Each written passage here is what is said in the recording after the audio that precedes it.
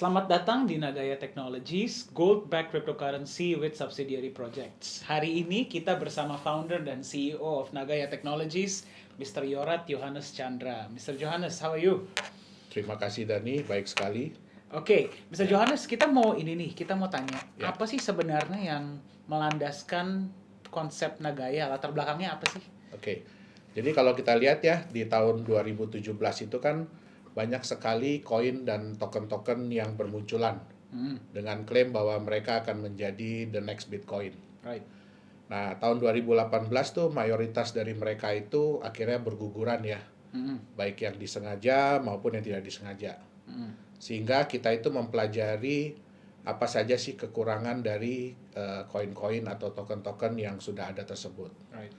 Nah, dari kekurangan yang ada ini kita coba untuk membuat konsep mata uang kripto, ya kan, yang bisa dipegang untuk waktu yang lama, relatif lebih stabil, dan kecenderungannya naik harganya dari waktu ke waktu.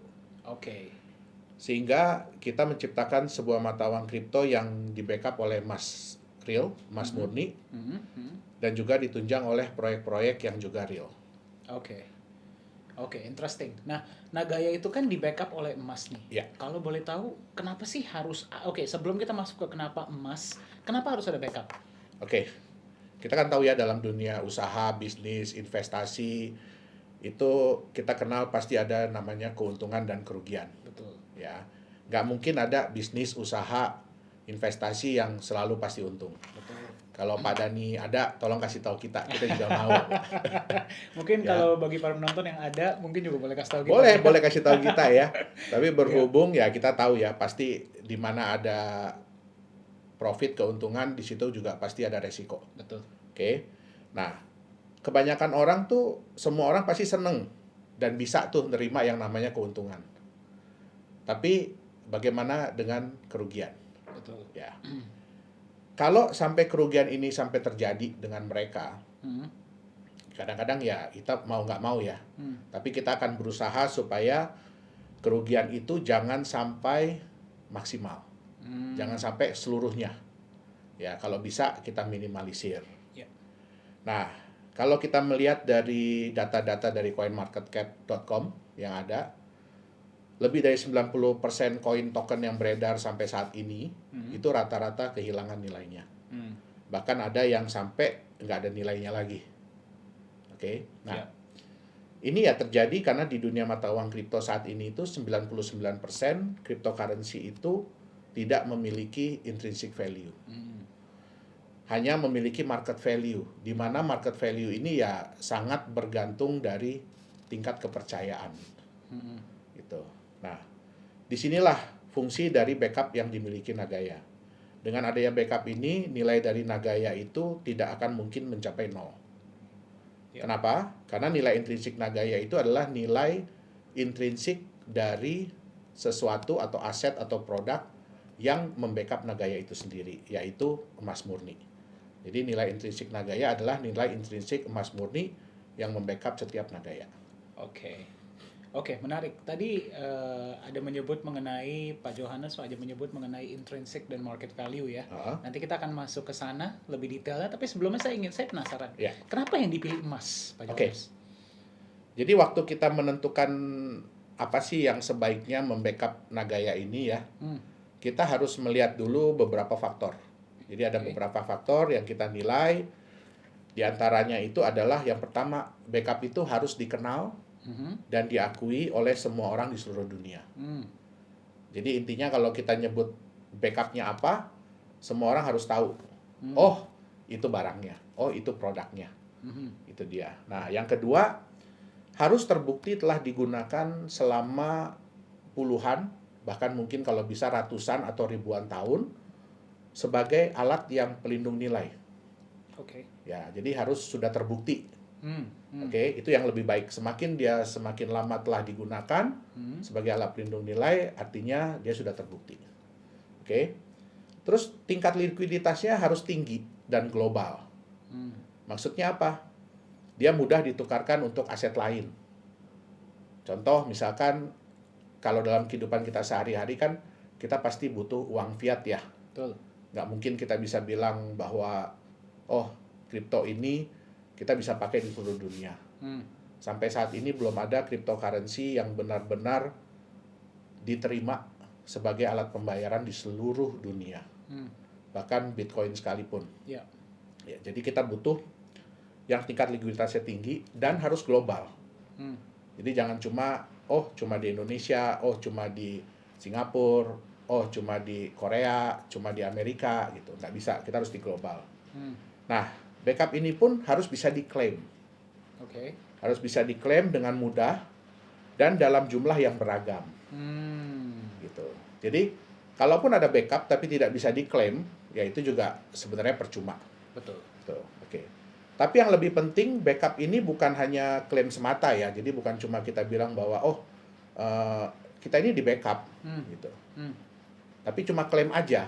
Tetapi backup ini pun harus bisa diverifikasi. Artinya harus transparan dalam soal jumlah, terus di mana backupnya berada, dan harus bisa dilakukan independent audit. Oke. Ya. Berarti transparansi itu sangat Betul. penting ya, Pak Johannes ya. Betul. Oke. Nah, berarti untuk Nagaya sendiri sebelum dijual Ya. kepada publik, Ya. berarti emasnya sudah ada dong? Oh, belum. belum ada? Belum. Oke. Karena gini, konsep kita ini kita bukan jualan emas. Ya, kita bukan jualan emas. Tetapi kita menyediakan mata uang kripto yang di-backup oleh emas.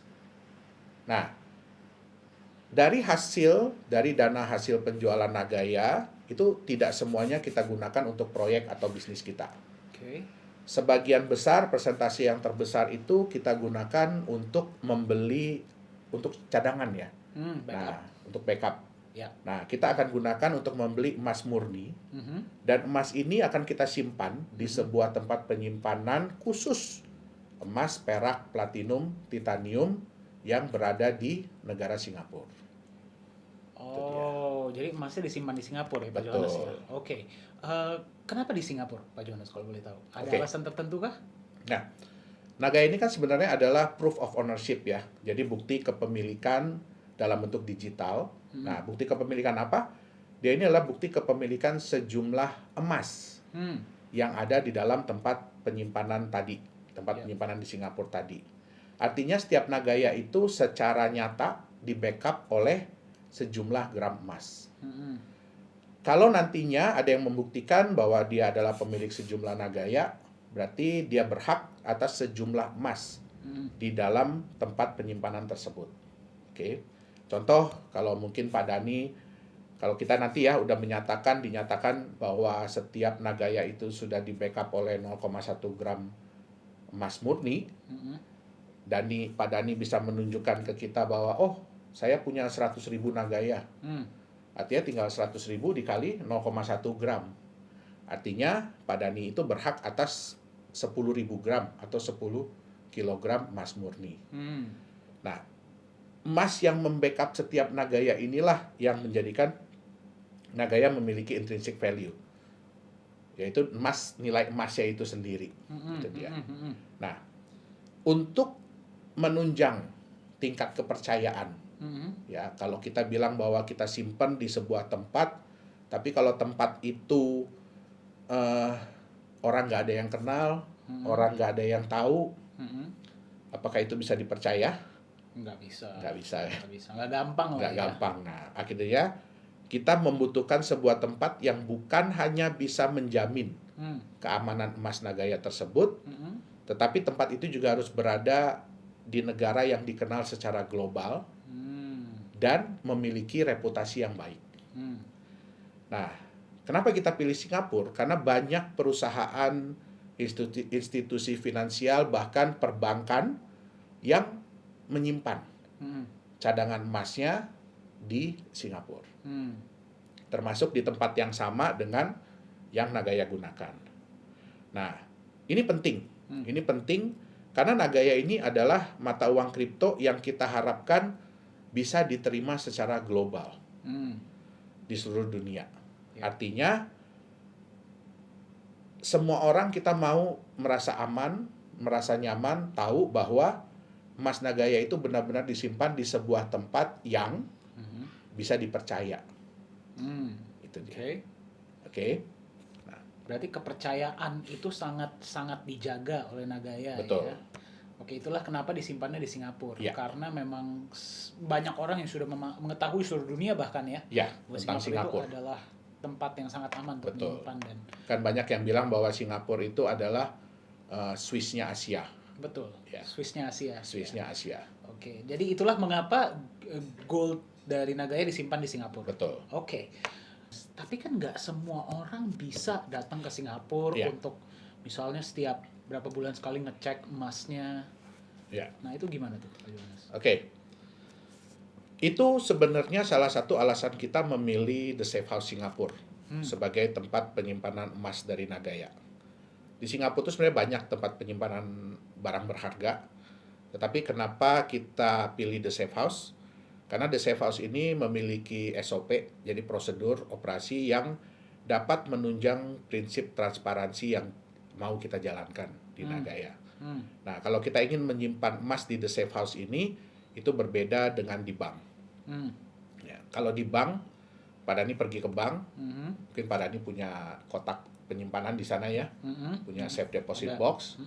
Begitu Pak Dhani datang, Pak Dhani bilang sama petugas banknya, oh saya mau simpan sesuatu, atau saya mau akses Ya. safe deposit box saya ini. Nah, biasanya kan setelah petugas banknya buka, dia akan keluar. Ya, Karena dia tidak boleh tahu sebenarnya apa yang Pak Dhani simpan, betul. apa yang Pak Dhani masukin atau keluarin. Betul. Nah, ini sangat berbeda dengan The Safe House. Oke. Oke, di The Safe House, pada saat kita datang, kita mau menyimpan, ya, petugasnya akan ngambilin box kita. Oke. Oke, dia verifikasi dulu apakah benar kita punya akses ke box tersebut. Kemudian petugasnya akan datang, ya, bawa box kita. Nah, box kita ini biasanya disegel. Jadi ada nomor segelnya. Nah, mereka akan mengeluarkan dokumen bahwa benar pada saat kita mengakses box tersebut, nomor segel yang terpasang tuh nomor misalkan 123. Oke. Setelah kita nyatakan sama-sama bahwa nomor segel ini sama, akhirnya dipotong segelnya, dibuka sama kita kuncinya. Memang kunci pihak Nagaya yang megang. Oke.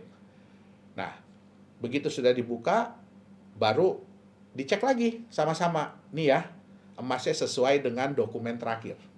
Nah, setelah itu kita nambah emas. Ya kan? Pada saat kita nambah emas, sebelum kita memasukkan emasnya ke dalam kotak itu, pihak The Safe House akan mendata emas apa yang kita masukkan. Bersama dengan emas-emas yang lain yang ada di kotak tersebut. Sehingga daftar kita jadi bertambah dengan emas baru. Ya. Nah, setelah kita nyatakan bersama-sama dengan pihak The Safe House bahwa, oh ya benar, ini jumlahnya sudah sama, nomor serial number emasnya sudah sama, jumlah dalam gramnya sudah sama. Oke, saya dari pihak Nagaya atau kita punya manajemen yang lain, direksi-direksi yang lain, ya, kita harus tanda tangan surat tersebut bersama dengan 2 orang staf dari The Safe House. Wow. Ya. Oke. Dengan 2 orang staf dari The Safe House. Kemudian kita kunci, dipasang segel yang baru. Kalau segel ini kan dikeluarkan dari pihak The Safe House, bukan dari kita. Dan nomor serinya tidak mungkin sama. Nah, mungkin sekarang yang dipasang tadi kan 123 ya. Ya. Sekarang yang baru ini dipasang 456.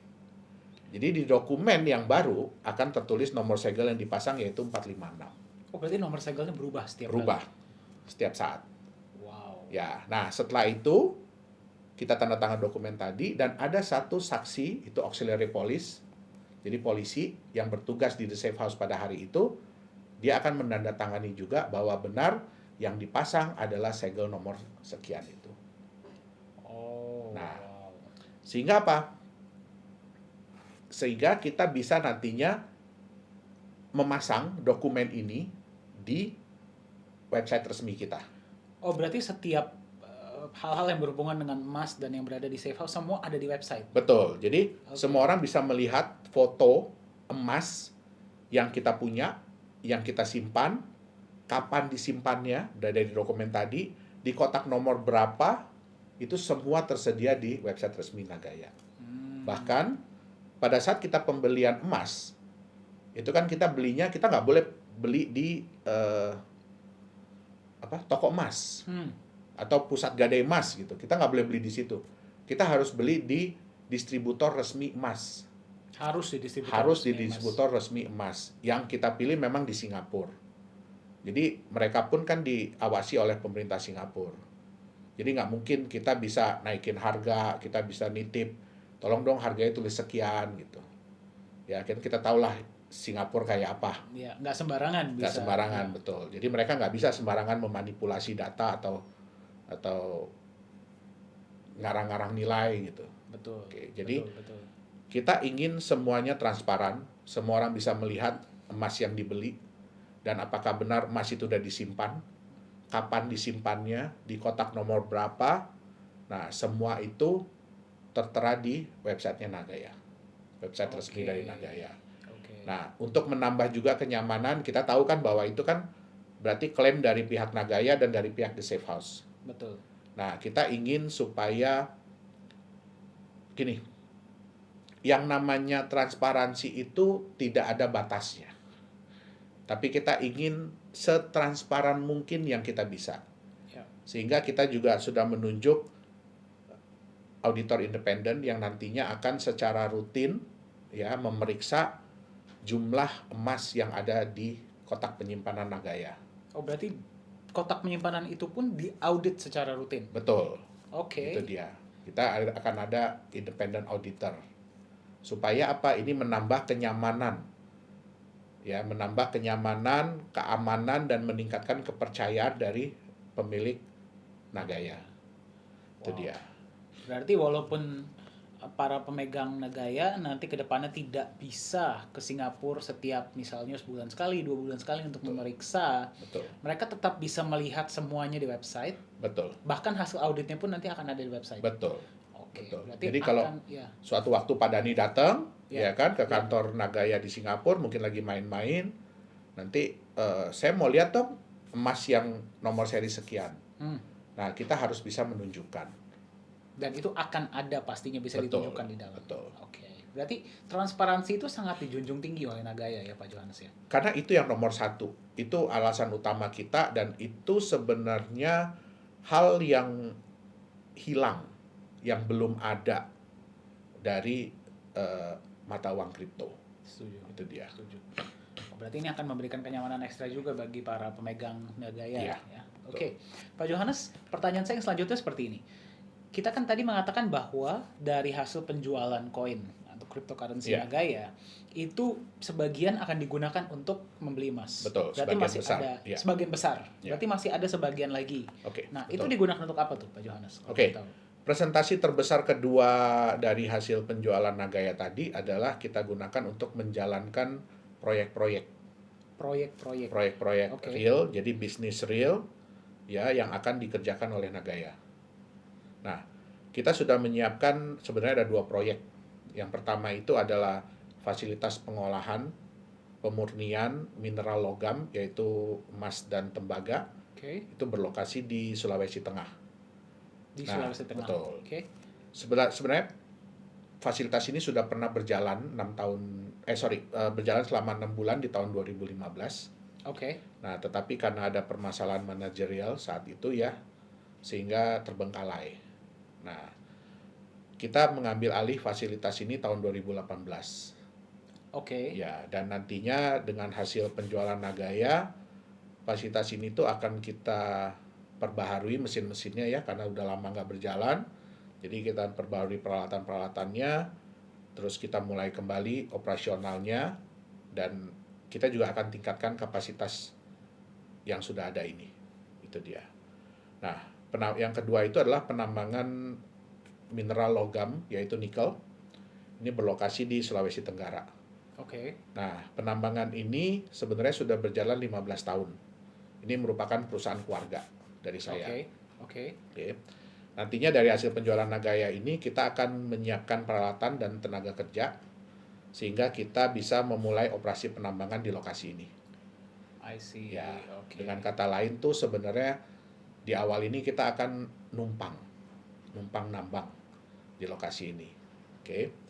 Nah, tentu saja hal ini kita kita kan mau Nagaya ini berjalan dengan cepat sehingga semua orang bisa merasakan benefit atau manfaat dari memiliki Nagaya secara cepat.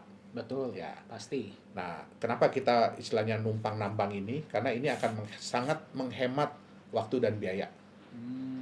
Kalau Oke. kita mau mulai nambang sendiri dari awal, Pasti takes ya time kan, pasti ya kita harus beli lahan terlebih dahulu, kita harus urus segala perizinan, ya kan, dan itu pasti memakan waktu dan biaya. Setuju, Ya. setuju, setuju, setuju. Sambil seiring dengan kita melakukan penambangan di tempat ini, kita pun akan mencari lahan kita sendiri. Oh, itu berarti berjalan Betul. sambil ya. Betul, mengurus perizinan semua. Nah, kalau di lokasi yang baru ini semua udah siap, Ya, izin sudah siap, ya kan? Artinya kan kita tinggal pindah betul. peralatan kita yang sudah ada ke lokasi yang baru. Sehingga kita benar-benar bekerja dari kita punya lahan sendiri, proyek sendiri, hasil sendiri, gitu. Oke, berarti sambil proyek yang sekarang jalan, proyek tersebut sedang Betul. berjalan sama-sama lah ya, Bersama-sama, bersama-sama ya. Oke. Menarik, Nah, Pak Johannes. Sejalan juga dengan perkembangan penjualan Nagaya, kita akan mencari usaha-usaha atau bisnis-bisnis baru, proyek-proyek baru, ya dengan kata lain ya kita akan diversifikasi usaha dan proyek kita. Gitu. Oke, berarti nanti setelah 2 proyek yang sudah berjalan, pasti ke depannya akan ada proyek-proyek lain. Betul. Yang apakah harus tambang kah atau bisa yang lain juga? Oh enggak, makanya kan kita akan diversifikasi. Kita Oke. akan cari proyek-proyek lain, Oke, jenis yang lain. jenis yang lain ya. Ya.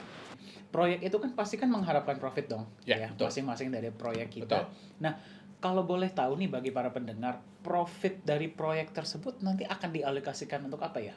Oke. Nah, tentunya kan profit dari proyek ini kan harus mendatangkan manfaat benefit bagi para pemilik atau pemegang Nagaya. Mm. Nantinya 60 setiap bulan itu 60% dari profit setiap proyek akan kita alokasikan untuk manfaat tersebut. Oke. Nah, dengan beberapa cara. Yang paling besar itu adalah persentase yang akan kita gunakan untuk membeli tambahan emas yang akan kita simpan di tempat penyimpanan emas Nagaya tadi. Oke. Nah, 40% yang lainnya itu akan digunakan untuk kebutuhan manajemen. Ya, seperti untuk menjalankan proyek yang sudah ada, meningkatkan kapasitas proyek, terus juga untuk biaya tempat penyimpanan, untuk biaya audit dan lain-lain. Gitu. Oke. Berarti mayoritas dari profit tersebut akan digunakan juga untuk menambah jumlah emas di dalam Tempat penyimpanan tempat Nagaya. penyimpanan Betul. Nagana. Berarti jumlah emas per Nagaya akan meningkat Ya, dan jumlah Nagaya kan akan tetap sama tuh, Ya. 50 juta Nagaya. Berarti bisa dibilang bahwa jumlah emas setiap Nagaya akan terus naik. ya betul. Wow. Betul sekali. Jadi karena kita memiliki kemampuan untuk menambah jumlah cadangan emas, sedangkan jumlah Nagayanya tetap hanya 50 juta, ya artinya untuk nantinya itu untuk setiap Nagaya mereka akan punya kenaikan jumlah emas yang di backup. Wow. Ya. Nah, dengan konsep seperti ini, kita tuh bisa memberikan nilai tambah bagi para pemegang atau pemilik Nagaya.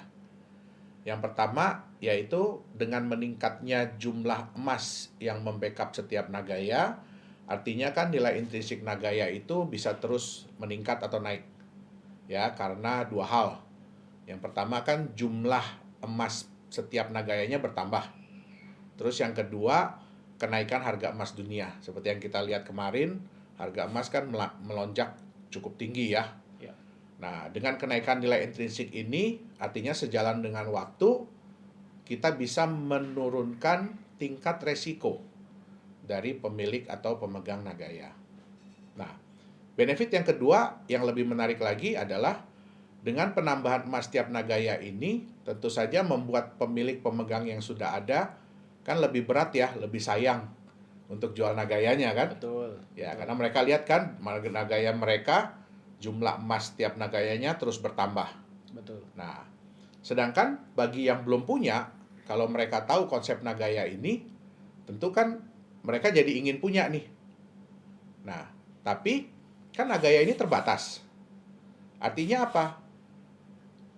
Kedepannya mereka harus mendapatkan Nagaya ini dari pemilik atau pemegang yang sudah ada.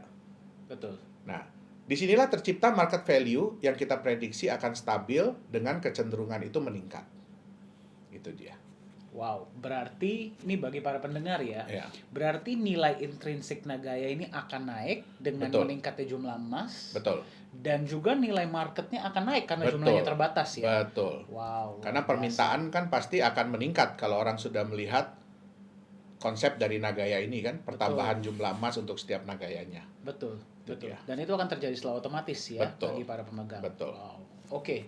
Nah, kan sering kita dengar ya, Pak Ya. Johannes ya, bahwa dalam waktu 5 tahun Ya, Nagaya itu akan setelah terjual diprediksi betul. ya, setelah terjual habis, nilainya bisa mencapai 100 kali lipat atau $100, $100, betul. per Nagaya. Betul, per Nah, Nagaya. itu gimana caranya sih Pak Johannes? Bisa diilustrasikan nggak? Ya, oke. Jadi kan kita kembali lagi ya, sebenarnya untuk menciptakan nilai market, yang selalu meningkat, itu ada 3 hal yang harus dicapai oleh sebuah produk atau aset. Apa aja Yang tuh, Pak? pertama, produk itu harus terbatas jumlahnya, Hmm. limited edition. Ya, Kalau kita lihat kan semua produk yang limited edition itu kan biasanya harganya lumayan tinggi ya. betul. Nah, dan kecenderungannya itu selalu meningkat karena semakin barang itu semakin sulit didapat, berarti harganya pun akan semakin meningkat. Betul. Yang kedua, kita harus bisa meredam supply di market. Artinya apa? Kita harus membuat orang-orang yang sudah memiliki aset atau produk tersebut itu berat kalau mau menjual.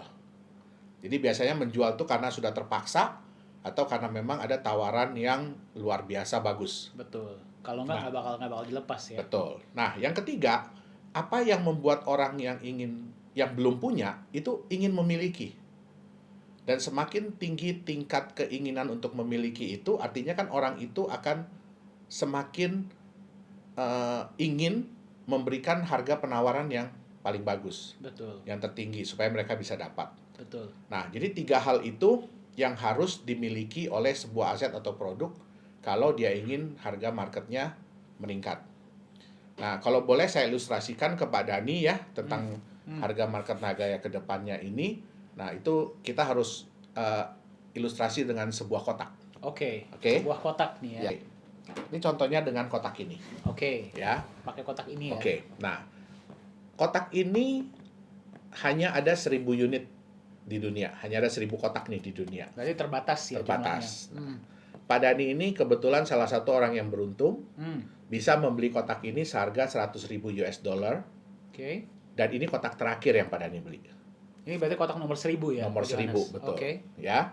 Nah, pada saat Pak Dani buka kotak ini, ya, di dalamnya itu ada emas senilai 50.000 US dollar. Oh, setengahnya. Berarti setengahnya kan? Oke. Ya. Ah, ah. Nah, kalau Pak Dani hanya bercerita ke teman bahwa Pak Dani beli kotak ini 100.000 US dollar, Ah, ah. oke, Ah, ah. dan di dalamnya ada emas 50.000 US dollar. Pasti teman-teman Pak Dani akan bilang, wah, Pak Dani ini kena bohong, kena tipu. saya. Ya. Iya kan? Ah, ah, ah. Tapi bagaimana kalau bulan depan Pak Dani buka kotak ini dan Pak Dani lihat bahwa nilai emas di dalamnya itu bukan cuma nilai ya, tapi jumlah emasnya itu sudah bertambah. Hmm. Sehingga sekarang nilai emas di dalamnya itu jadi 55.000 US dollar. Oh, naik sendiri. Naik sendiri. Oke. Oke. Nah, kemudian bulan depannya lagi naik lagi. Ya, jadi 58.000 US dollar. Dia naik sendiri ya. Iya, Oke. bulan depannya lagi naik lagi jadi 60.000 US dollar. Wow. Nah, kalau Pak Dani menceritakan kotak ini kepada teman-teman, pasti mereka akan bilang hal yang berbeda kan. Pertama mereka bilang, oh Pak Dani kena bohong, kena tipu.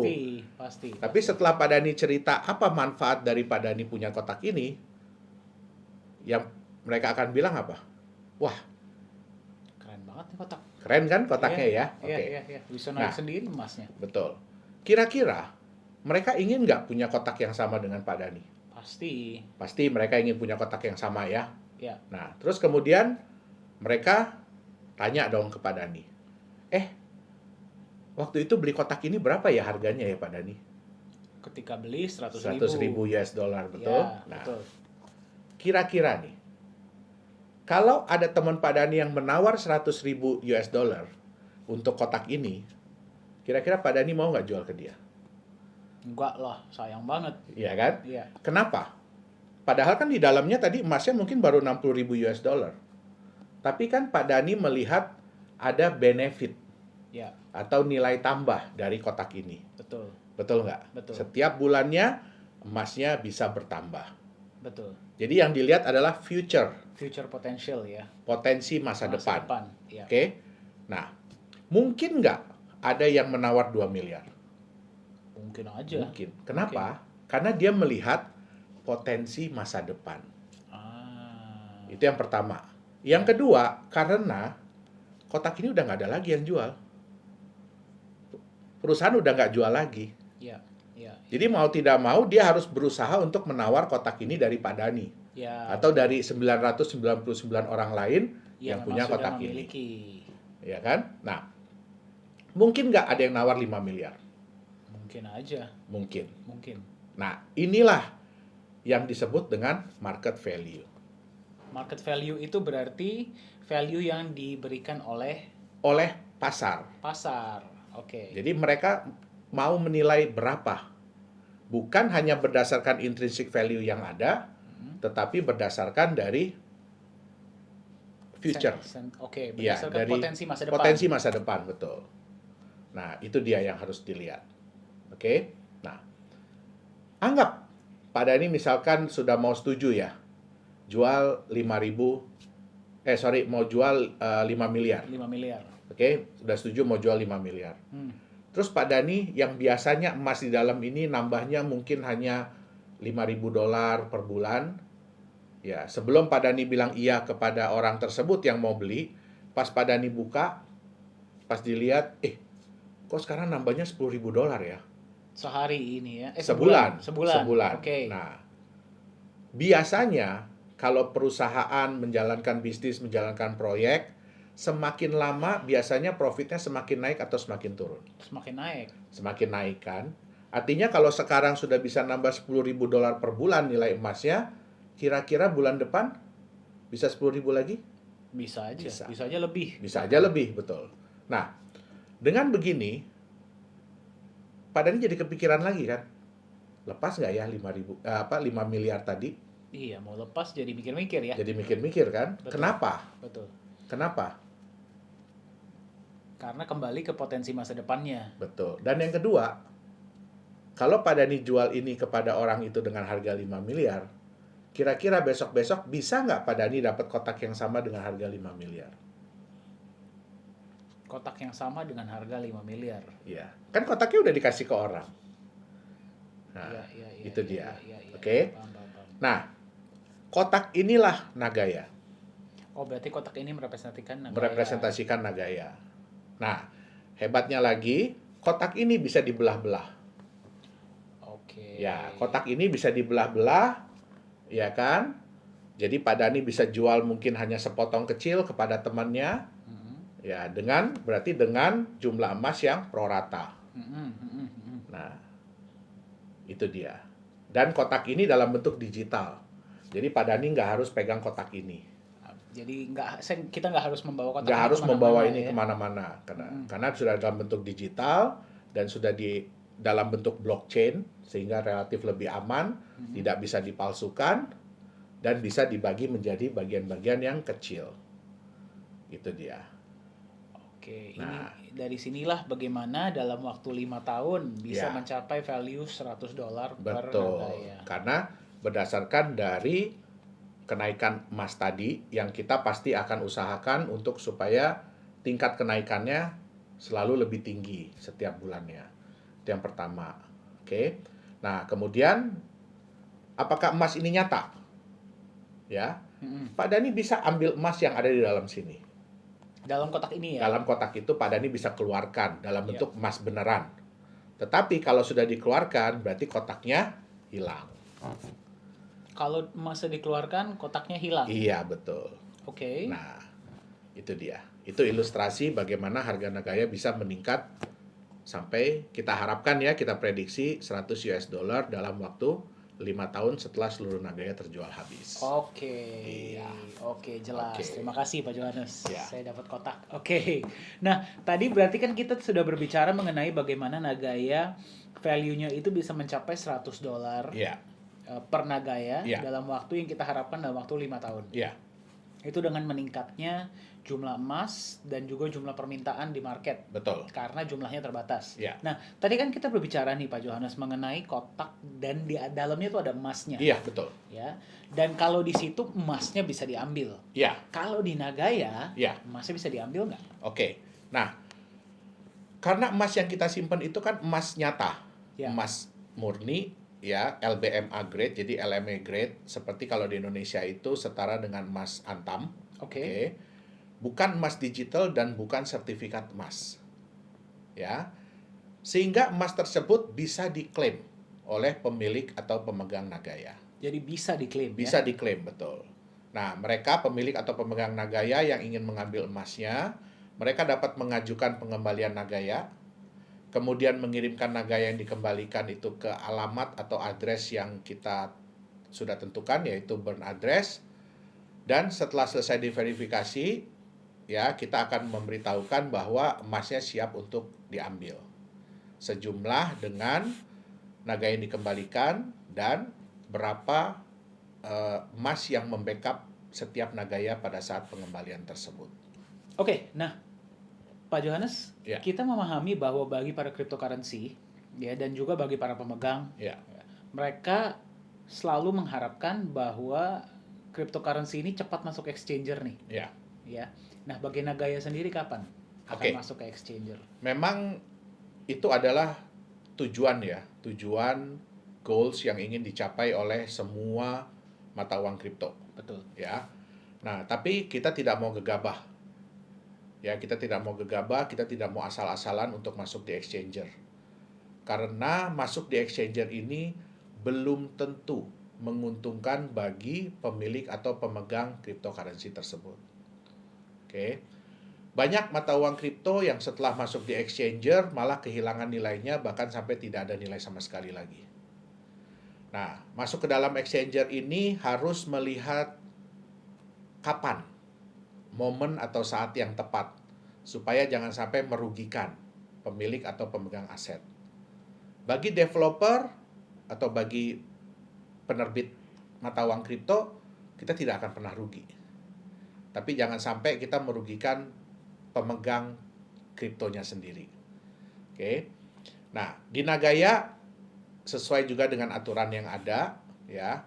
Kita akan masuk di exchanger setelah penjualan tahap kedua atau 11 juta Nagaya itu terjual. Gitu. Berarti sudah ada track record dulu, Betul. sudah mendapatkan customer base dulu, Betul. baru masuk Sudah ya. proyek sudah ada yang berjalan, profit sudah mulai masuk. Nah, itu dia. Oke, berarti sudah melewati tahap 2, kemudian baru tahap Penjualan selanjutnya tahap kedua, adalah ya kita akan masuk ke exchanger. Oke, berarti menunggu waktu yang tepat ya, Pak Betul. Johannes ya. Tidak Jadi hanya kita nggak masuk. mau asal-asalan untuk masuk ke exchanger. Baik. Ya. Oke.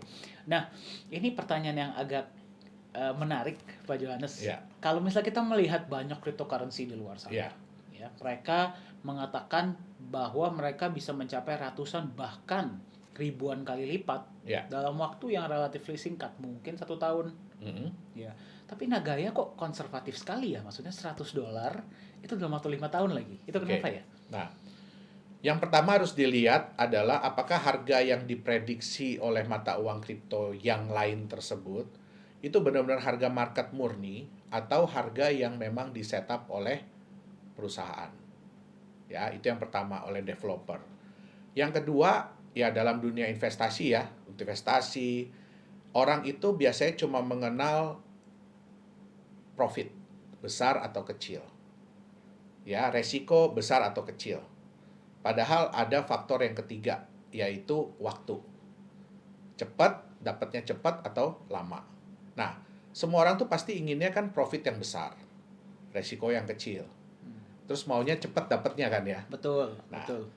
Nah, tapi sudah terbukti ya, kita sudah bisa buktikan dari berbagai macam developer, dari berbagai macam sistem bahwa konsep yang seperti ini itu nggak pernah bertahan lama. Sehingga yang masuknya belakangan, yang ikutnya belakangan, itu biasanya pasti menderita kerugian, bahkan bisa sampai total. Nah, jadi yang tadinya berharap profit besar waktu cepat, ternyata resikonya pun terbukti besar. Oke. Kita hanya bisa mendapatkan 2 hal baik dari 3 hal yang tersedia.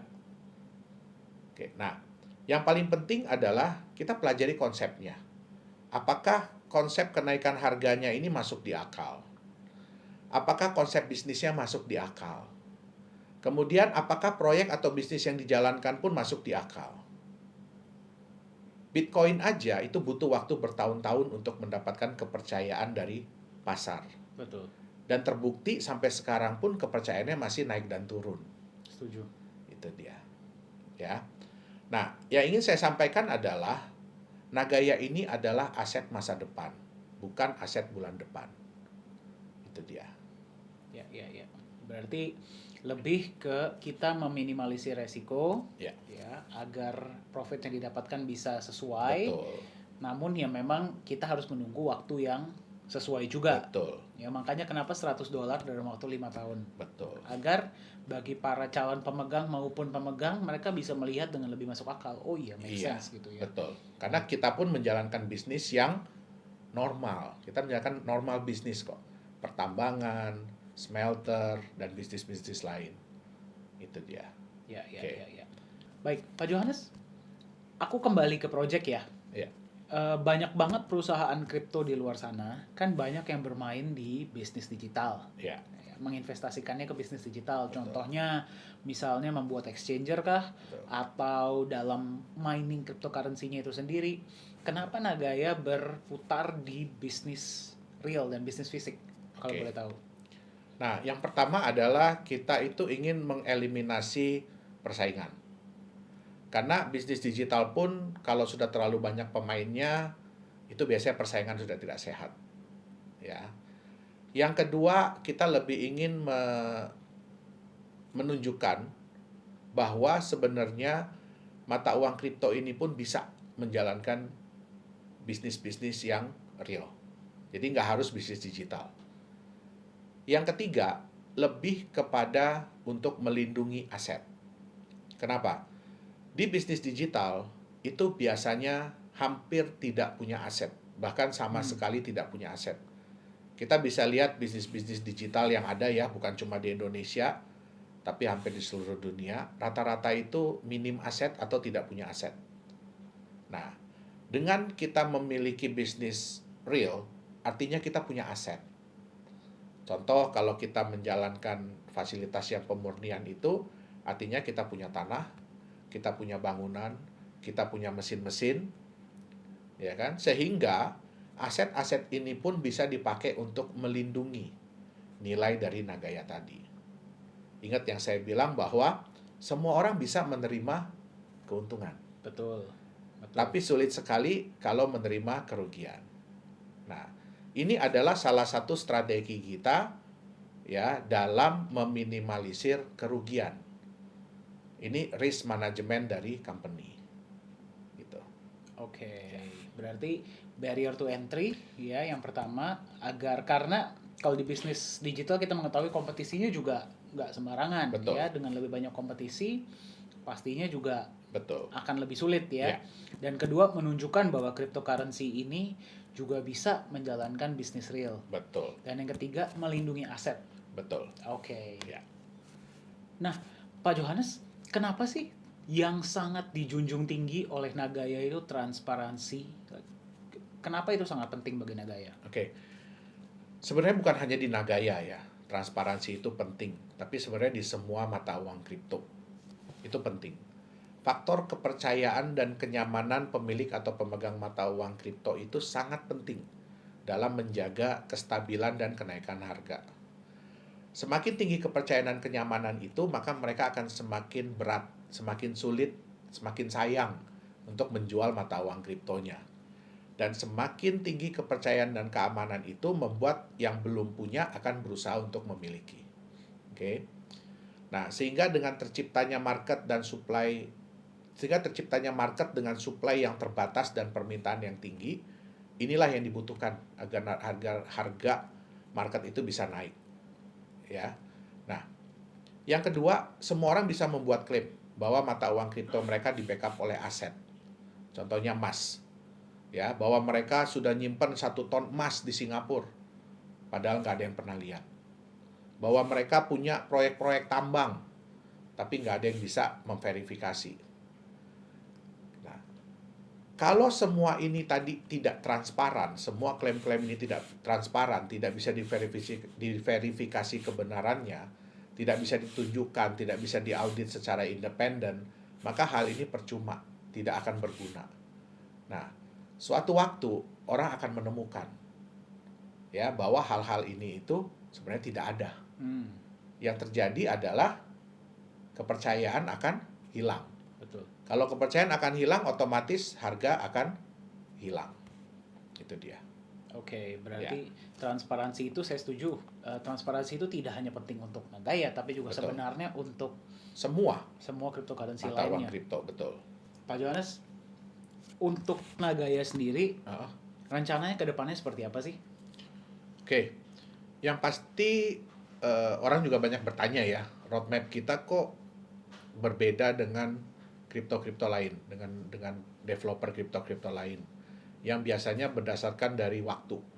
Ya, nah sebenarnya dalam dunia bisnis itu nggak bisa juga seperti itu, roadmap yang seperti itu. Itu kalau kondisinya ideal, artinya penjualannya bisa dicapai dalam waktu yang memang benar-benar segitu, ya sehingga semua bisa dijalankan. Nah, kalau roadmap di Nagaya itu lebih kepada sudah berapa banyak Nagaya yang terjual. Ya. Rencana kita adalah pada saat kita sudah menjual 3 juta Nagaya, kita akan memulai proyek nikel kita. Proyek pertambangan nikel kita. Setelah terjual 3 juta. Setelah terjual 3 juta Nagaya.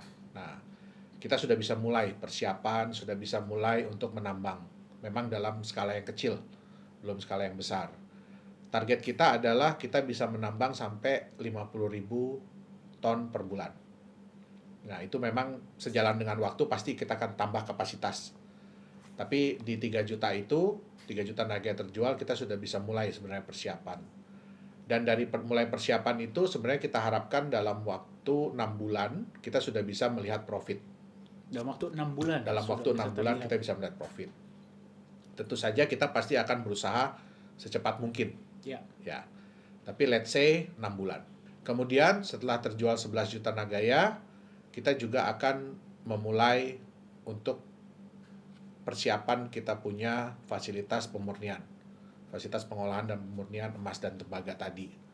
Ya, kita akan mulai perbaikan mesin-mesin, kita akan mulai operasional, dan itu kita harapkan sampai 16 juta Nagaya terjual, kita sudah bisa meningkatkan kapasitas. Nah, untuk hasil pun kita harapkan dalam waktu sekitar 6 bulan sudah bisa kita lihat. Oh, itu pun setelah 6 bulan sudah bisa Betul. terlihat. Ini setelah 11 juta ya Pak Johannes? Setelah 11 juta Nagaya terjual. Nah, dan setelah 11 juta Nagaya terjual pun kita akan mulai masuk ke exchanger. Ya. Jadi semua orang, proyek kita sudah berjalan sehingga emas sudah mulai bisa bertambah, sehingga market-market yang belum memiliki Nagaya begitu mereka melihat bahwa ini emasnya benar-benar bertambah, sehingga bisa pada saat kita masuk ke exchanger itu harga marketnya sudah bisa meningkat gitu. Oke, berarti itu cukup komprehensif ya Pak Johannes ya. Nanti planning ke depannya. Oke, nah bagi setiap mata uang kripto, pasti impiannya atau harapannya ke depannya itu ingin bisa digunakan sebagai alat pembayaran. Ya, Pak Johannes ya. Bagi Nagaya sendiri, apakah itu juga menjadi harapan atau bagaimana? Oh ya, tentu saja. Tentu saja itu menjadi impian ya, impian semua developer mata uang kripto. Tapi yang kita harus ingat adalah jangan lupa bahwa semua itu butuh waktu. Jadi nggak bisa secepat itu. Banyak mata uang kripto lain yang bilang bahwa mereka sudah bisa dipakai sebagai alat pembayaran. Ternyata alat pembayaran internal. Artinya apa ya? Produk-produk mereka sendiri, jasa-jasa mereka sendiri, sehingga bisa dipakai di dalam lingkungan mereka sendiri. Sedangkan yang dimasuk sebagai alat pembayaran itu kan yang diharapkan adalah bersifat global ya. Betul. Maksudnya di luar daripada manajemen perusahaan tersebut. Ya, contoh kita bisa dipakai untuk pembayaran di toko, di mall, atau untuk pembayaran online. Nah, Vendor gitu betul. seperti apa. Itu sebenarnya impian semua mata uang kripto. Nah, kita itu juga ingin menciptakan konsep supaya mata uang Nagaya ini, ya mata uang kripto Nagaya ini lebih bisa diterima oleh para vendor, oleh para toko, oleh para penjual. Ya, kenapa? Karena kalau kita melihat volatilitas mata uang kripto yang ada, kenaikan penurunan harga itu sebenarnya menyeramkan bagi orang-orang yang mau menerima pembayaran. Karena bayangkan, kadang-kadang mereka terima pembayaran pada saat harganya sekian, rate-nya sekian, terus tiba-tiba baru sejam 2 jam, tiba-tiba itu bisa turun yang jauh. Ya, tentu saja itu kan beresiko ya. Nah, kita dengan konsep Nagaya ini, kita ingin menciptakan mata uang yang relatif lebih stabil dan relatif lebih meningkat. Nah, kebetulan ya kita juga menerima kabar gembira ya beberapa bulan yang lalu. Kita sudah bekerja sama, jadi saya sudah tanda tangan kerjasama MOU dengan satu mall di Korea Selatan, itu di Ibu Kota Baru Korea Selatan, yang akan dibangun mulai tahun 2021 dan direncanakan 2023 sudah beroperasi. Wow. Ya. Nah, mall ini nantinya akan menggunakan mata uang kripto sebagai alat pembayaran. Dan kita berhasil dipilih. Jadi Nagaya ini berhasil dipilih, nantinya akan difungsikan sebagai alat pembayaran di seluruh mall tersebut. Wow. Ya. Nah, mall ini sebenarnya nanti ada 5 blok.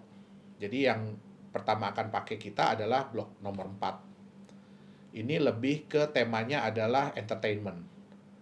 Ya, jadi mall ini lebih temanya ke entertainment, dan nantinya Nagaya bisa dipakai untuk bertransaksi di sana.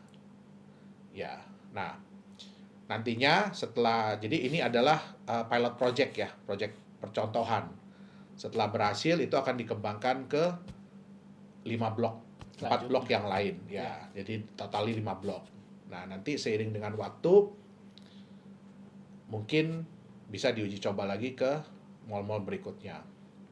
Gitu. Kenapa mereka memilih Nagaya? Karena setelah mereka survei, Nagaya ini yang bisa lebih memberikan rasa nyaman dan aman, terutama bagi yang menerima pembayaran. Betul. Kalau bagi yang bayar tuh nggak masalah, tapi bagaimana dengan yang menerima pembayaran?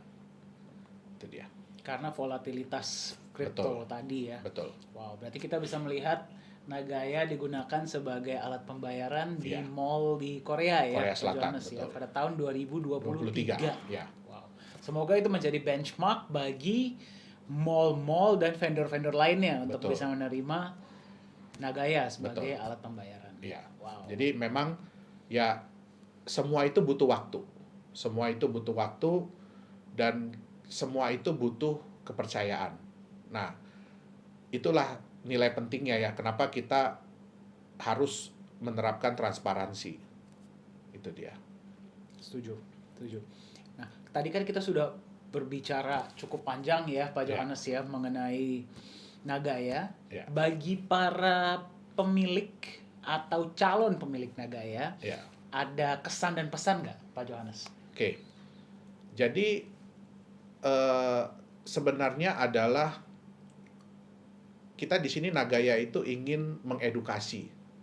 Kita tuh ingin mengedukasi teman-teman semuanya ya. Terutama yang selama ini mungkin udah merasakan jatuh di dunia mata uang kripto.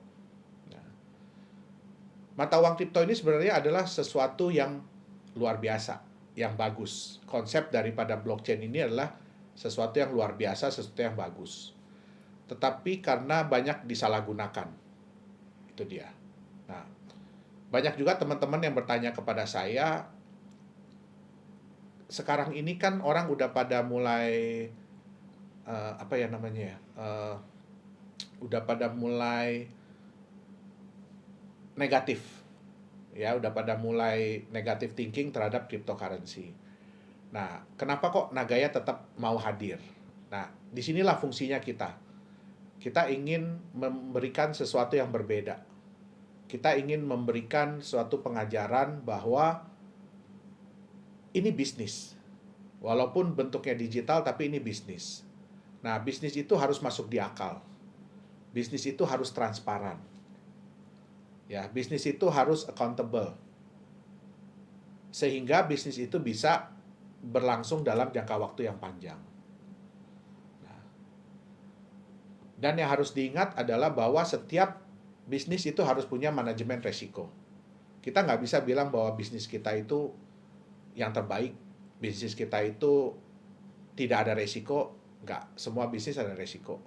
Karena saya udah ngejalanin bisnis udah puluhan tahun. Up and down pasti ada.